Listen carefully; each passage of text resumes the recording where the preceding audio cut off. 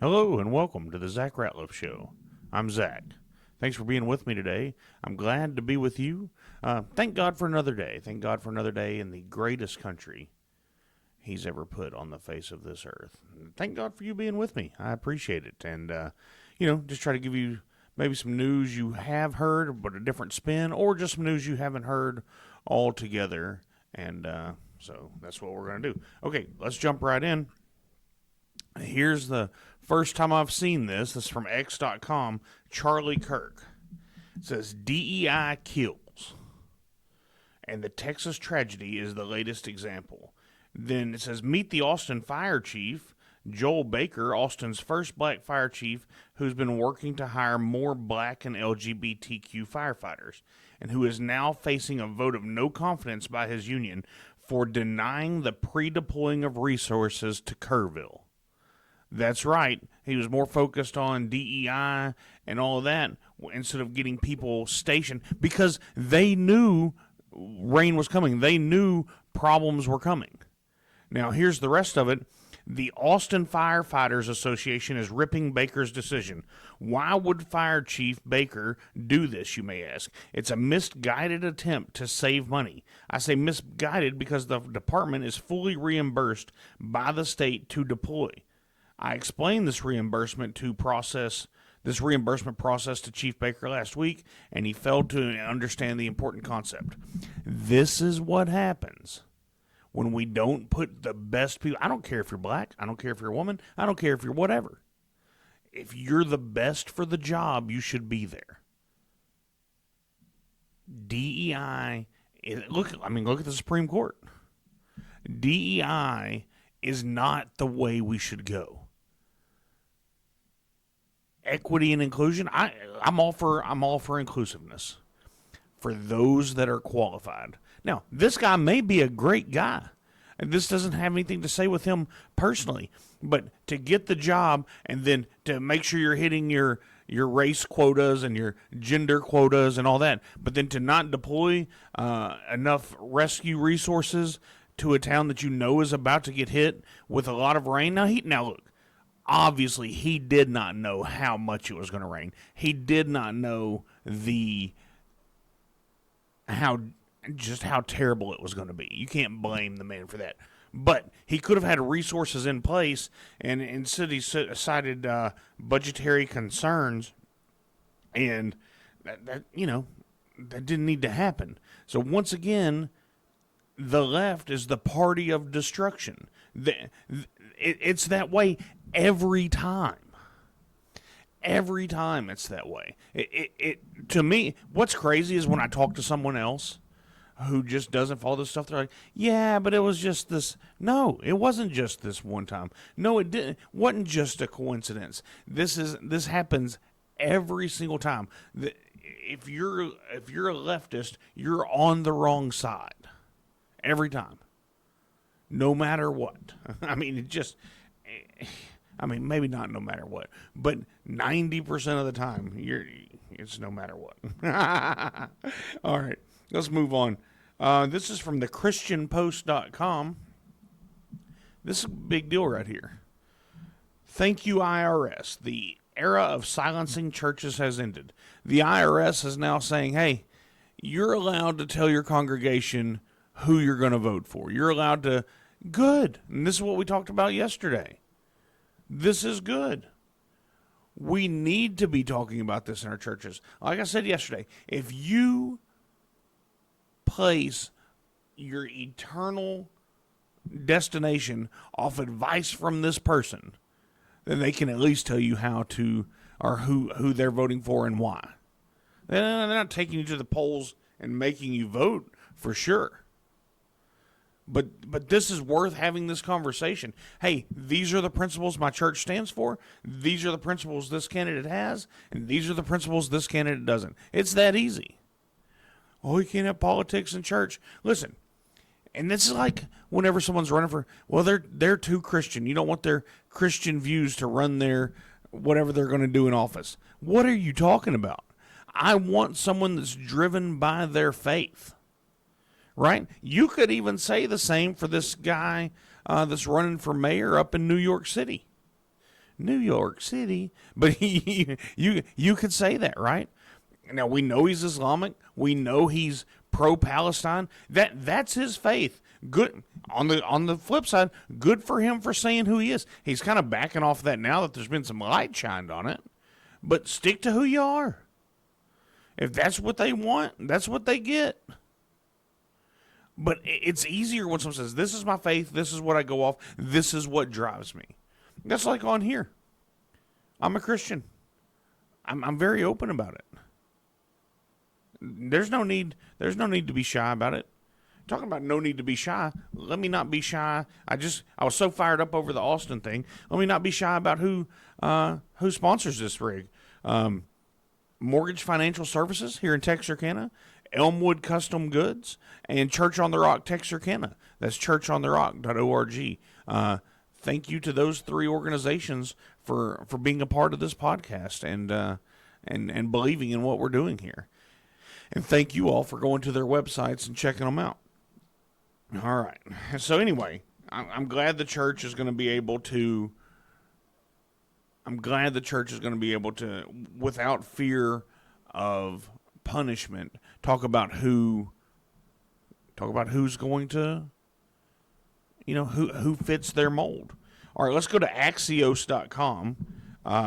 There's a bill now sponsored by Cory Booker he was a senator, Democrat, obviously, if you don't know, Democrat from New Jersey, that is going to force ICE agents to ID themselves. Ban them from wearing masks because they're the party of death and destruction. They want ICE agents afraid to go do what they need to do, and then they want to be able to ID them so that retribution can take place.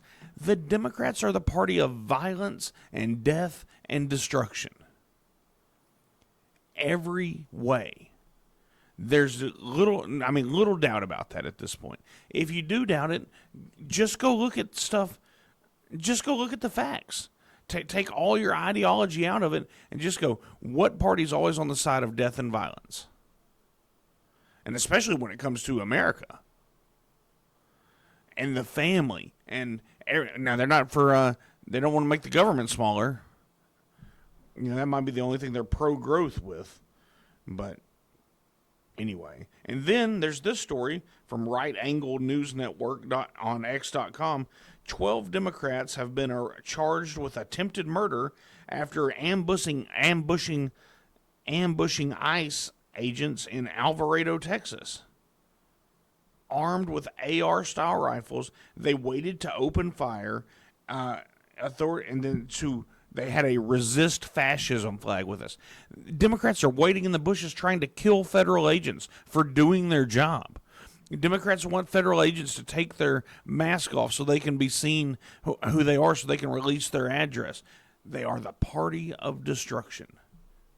Thank you, Jesus, for the peace that you give us, because right now we wouldn't have it elsewise.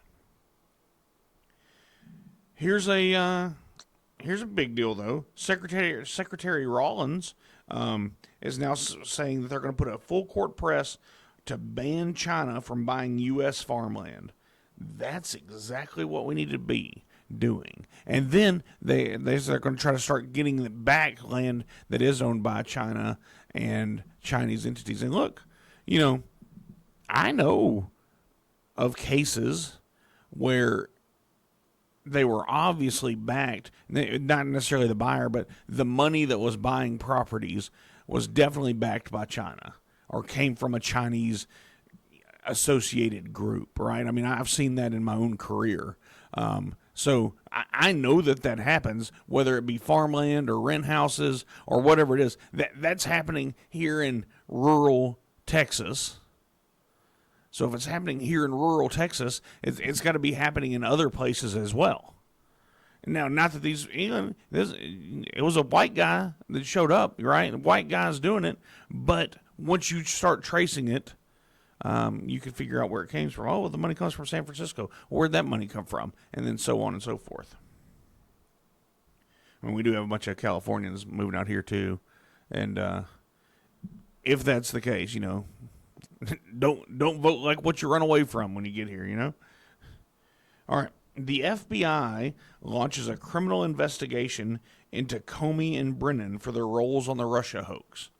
This is what we've been asking for. Now, here's the blowback. Everybody's like, this is just to cover up the Epstein stuff. Like I said yesterday, we have to trust that the Trump team knows what they're doing. I've trusted them elsewhere. I'm gonna keep believing. Don't stop believing, if you would say. Good. This is what we wanted. Everybody's been saying, when her head's going to roll, when her head's going to roll. Now, is anything going to happen? I don't know. I don't think we'll ever see a high-profile person go to prison for the dastardly deeds that they've committed. That being said, I'm glad to see some attention go to it. I'm glad to see some movement. So, okay, I'm good with that. Anyway, we'll see what happens. Now, this is a big deal that came out yesterday. The Supreme Court, this is from CNN.com, the Supreme Court backs Trump's effort to dramatically reshape the federal government, then ... for now. They're going to let him fire who he wants to fire, because it turns out he's the chief executive. He's the CEO of the country. He's doing what the Constitution allows him to do. Anyway, good. Let them roll, baby. Now, once again, here in my town, in Texarkana, where a lot of you that listen and watch are from, but certainly not the majority, and thanks for that, 24 states, 5 countries, multiple cities across Texas and across the U.S. I appreciate you all listening. We have the Red River Army Depot. There's 4,000 jobs out there. So, and then jobs that are created, private contracting jobs that then are associated with it, leading up to about 6,000 jobs. So it's a big hit. Yeah, there's going to be some trimming. This is what we voted for. It's always easier to be okay with that when it's not your town. You had to know when you voted for Trump that it's going to happen in our town. Now, if it makes them leaner and more efficient, and look, anybody that works out there that's honest knows that there's billions of dollars of waste out there. I'm not for all these people losing their job, but if I had, I could never have a job where I got to billions of dollars of waste, because I'd be gone quick, fast, and in a hurry. But we have to just be, we have to know that that's coming. Trump's going to be allowed now by the court to trim the government to do what he needs to do. That's great. Now, the only dissent was Ketanji Brown Jackson, another DEI hire. Oh, gloom, despair, and agony. How could you say such a thing? He said, Joe Biden said he needed the next appointment was going to be a black woman. If that's not DEI, I don't know what it is. Now, if he'd have said, hey, my next hire is going to be the most qualified person, and then it turned out to be a black woman, good for you. I'm proud of you. Good job. But that's not the way it worked. He limited the pool to just black women. Well, and now that makes it harder. That doesn't guarantee. Now, maybe she was the most qualified. Evidence is not showing that to be the case, but, maybe so. So, anyway, DEI is a problem. I'm glad we're pushed back. If you hadn't had a chance, you can go listen to me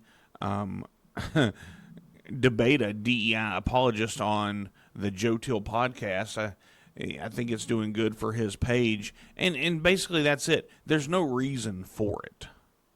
In a world where the U.S., the most powerful man in the world, has been black, one of the richest women in the country, Oprah, is black. You can go through the list of black people who are doing fine. Just like you can go through a list of white people who things have been hard on them. Right? It's all about what you make out of it. Anyway, I digress. That's all I've got for today. I hope you all have a great day. I hope God blesses each and every one of you today. And we'll be back. We'll do it all again tomorrow. Thank you and have a good day.